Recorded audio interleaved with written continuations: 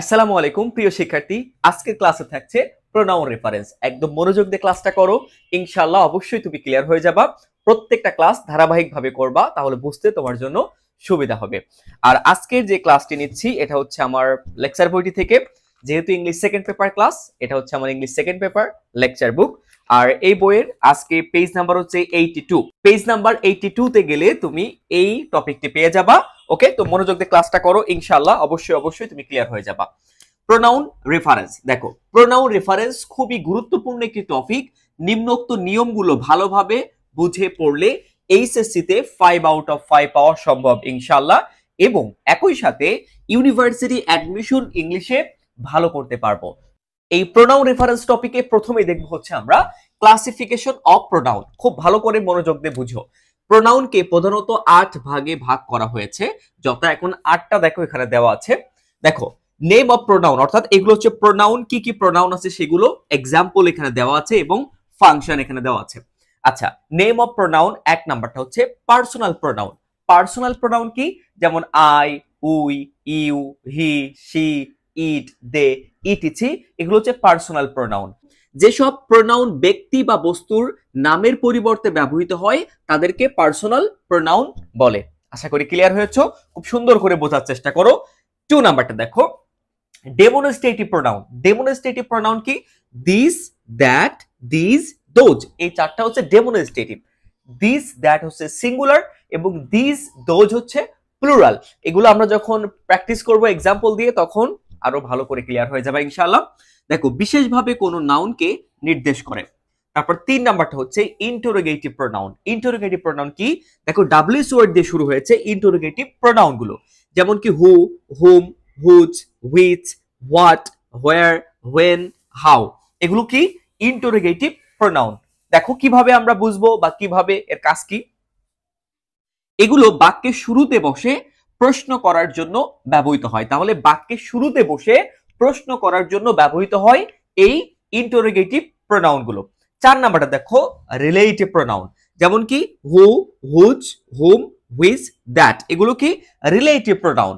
আচ্ছা, এগুলো বাক্যের মাঝে বসে দুটি বাক্যের মধ্যে রিলেশন বা সম্বন্ধ নির্দেশ করে। তাহলে এই রিলেটিভ প্রোনাউন গুলোর কাজ হচ্ছে এগুলো বাক্যের মাঝে বসে দুটি বাক্যের মধ্যে রিলেশন বা সম্বন্ধ নির্দেশ করে।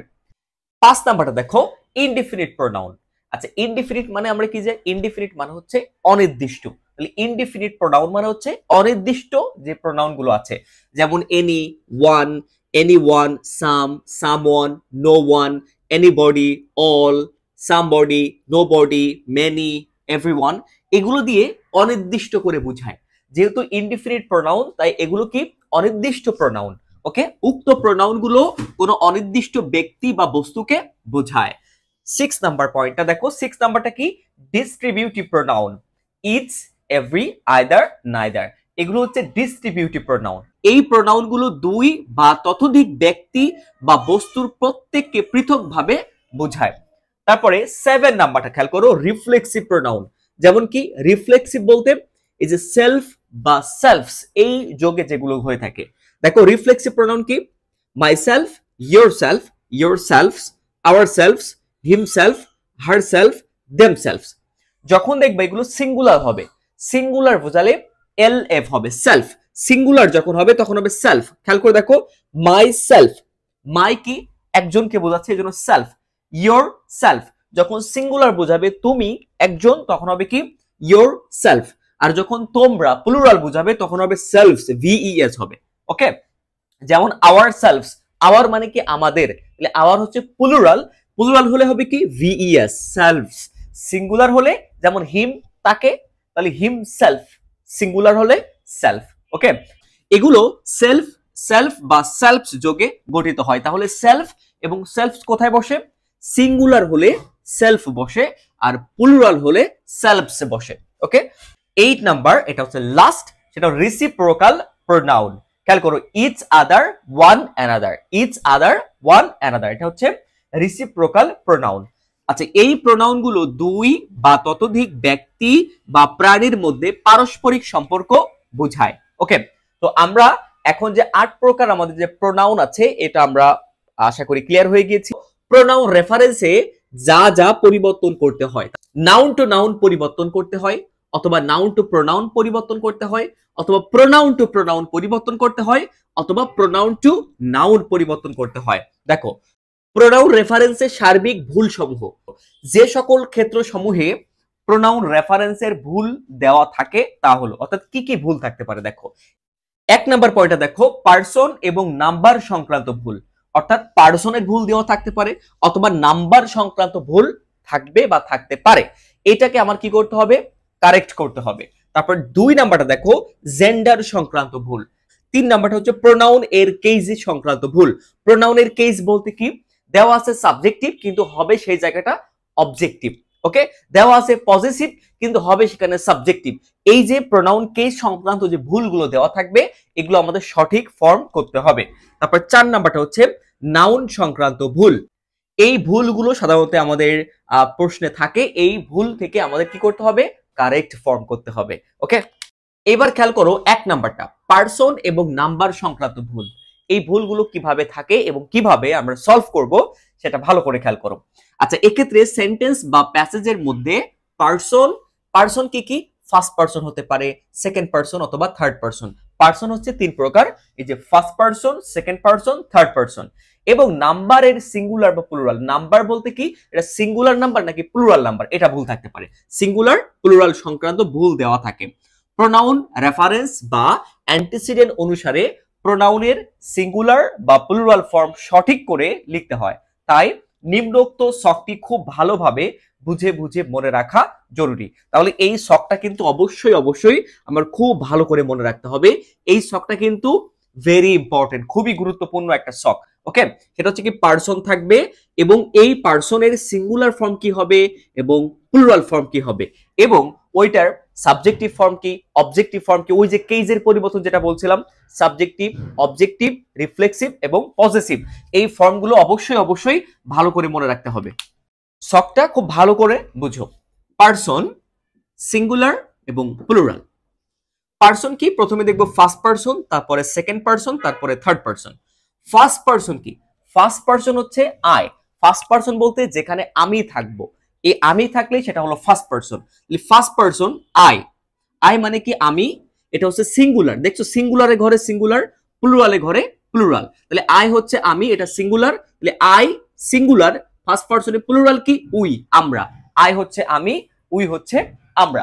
তারপরে ফার্স্ট পার্সনে খেয়াল করো মি, অর্থাৎ আই এর অবজেক্টিভ ফর্ম হচ্ছে মি, আর উই এর অবজেক্টিভ ফর্ম কি, আজ। তাহলে সাবজেক্ট হচ্ছে আই উই, অবজেক্ট কি, আই এর অবজেক্টিভ হচ্ছে মি, উই এর অবজেক্টিভ হলো আজ।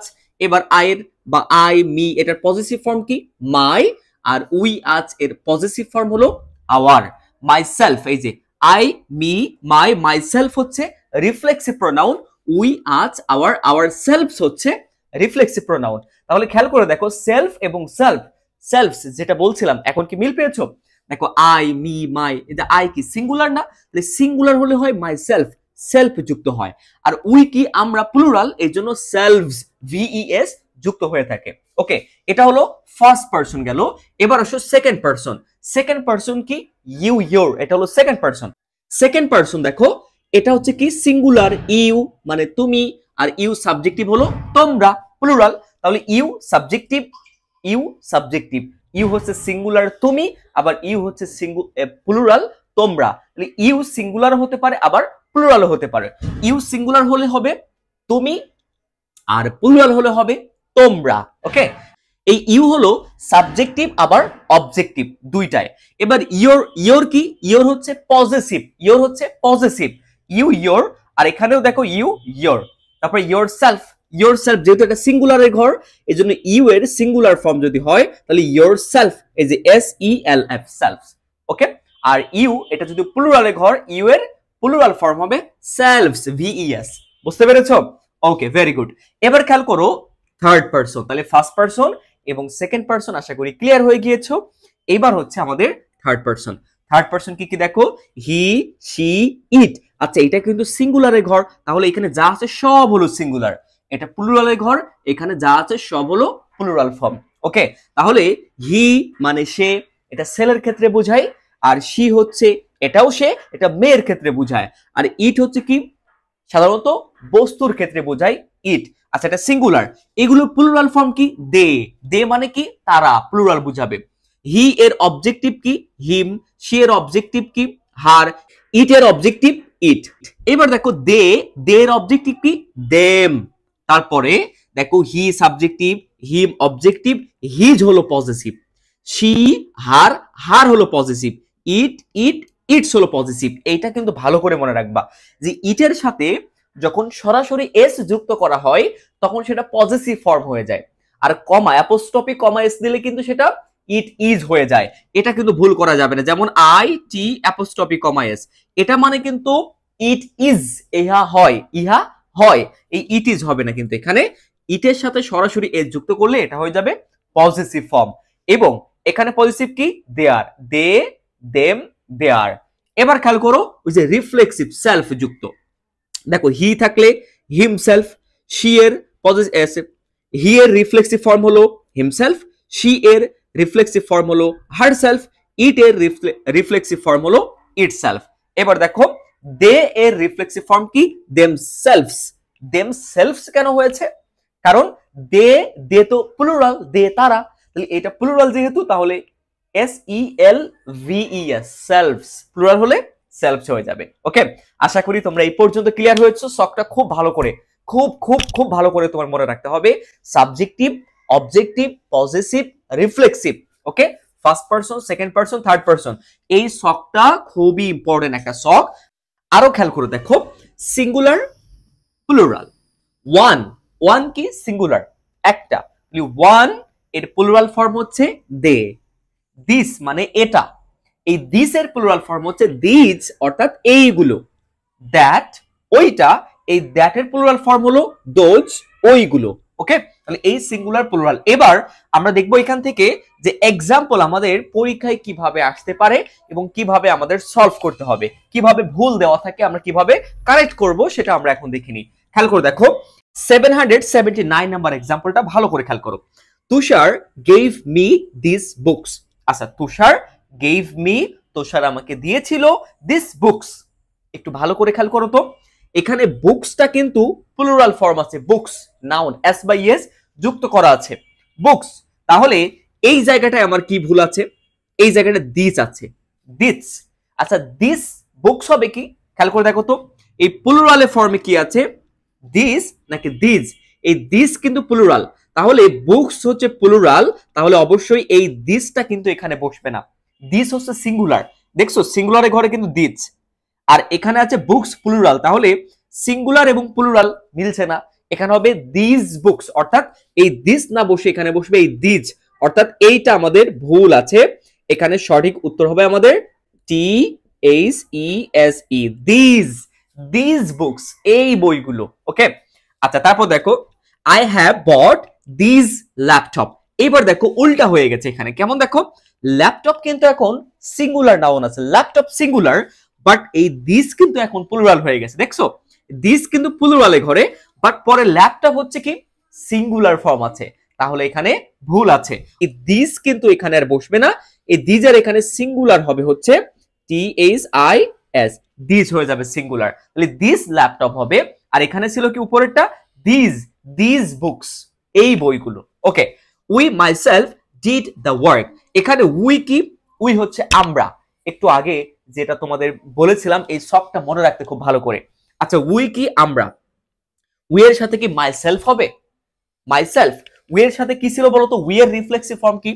উই এর রিফ্লেক্সিভ ফর্ম ছিল আওয়ার সেলফস, আওয়ার সেলফস, তাহলে মাইসেলফ কিন্তু এখানে বসবে না, এখানে বসবে ourselves, ourselves. Okay, এই যে আওয়ার সেলফস, ডান। এবার both Mita and Rita sold her flowers. আচ্ছা, বোথ মানে কি? উভয়, মানে দুইজনই, মিতা এন্ড রিতা, এখানে কি দুইজন না, Mita and Rita sold her flowers, তার ফ্লাওয়ার নাকি তাদের ফ্লাওয়ার বিক্রি করেছিল।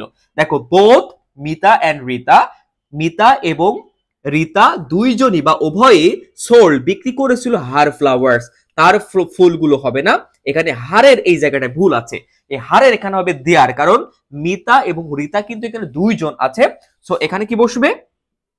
দেয়ার। ক্লিয়ার? দেয়ার ফ্লাওয়ার্স। বুঝতে পেরেছো? আশা করি তোমরা ক্লিয়ার হয়ে গিয়েছো। প্রিয় শিক্ষার্থীরা আমার, তোমরা যারা ইংলিশটা নিয়ে খুবই টেনশনে আছো, খুবই ডিপ্রেশনে আছো, তোমরা ইংলিশের গোছানো একটা ভালো প্রস্তুতি নিতে চাও, একদম বেসিক টু অ্যাডভান্স ইংলিশের, তোমরা এখনো তেমন কিছুই শুরু করোনি, অথবা একবার সিলেবাস তুমি হাতে দাওনি, অথবা মোটামুটি তোমার প্রিপারেশন আছে, তুমি যে লেভেলের স্টুডেন্ট হয়ে থাকো, তুমি নির্দ্বিধায় আমার বেসিক টু অ্যাডভান্স পেইড কোর্সে এনরোল করতে পারো। বিশ্বাস রাখো, অবশ্যই অবশ্যই ভালো কিছু হবে ইনশাল্লাহ। তুমি আমার পেইড ব্যাচে ভর্তি হওয়ার সাথে সাথে আমি তোমাকে দায়িত্ব নিয়ে পড়াবো। তুমি জাস্ট আমার পেইড ব্যাচের গাইডলাইনটা ফলো করবা। আমি যেভাবে ক্লাস করতে বলবো, যেটা বলবো তুমি সেইভাবে গাইডলাইন ফলো করবা। ইনশাল্লাহ ইনশাল্লাহ অবশ্যই তুমি ইংলিশে ভালো করবা।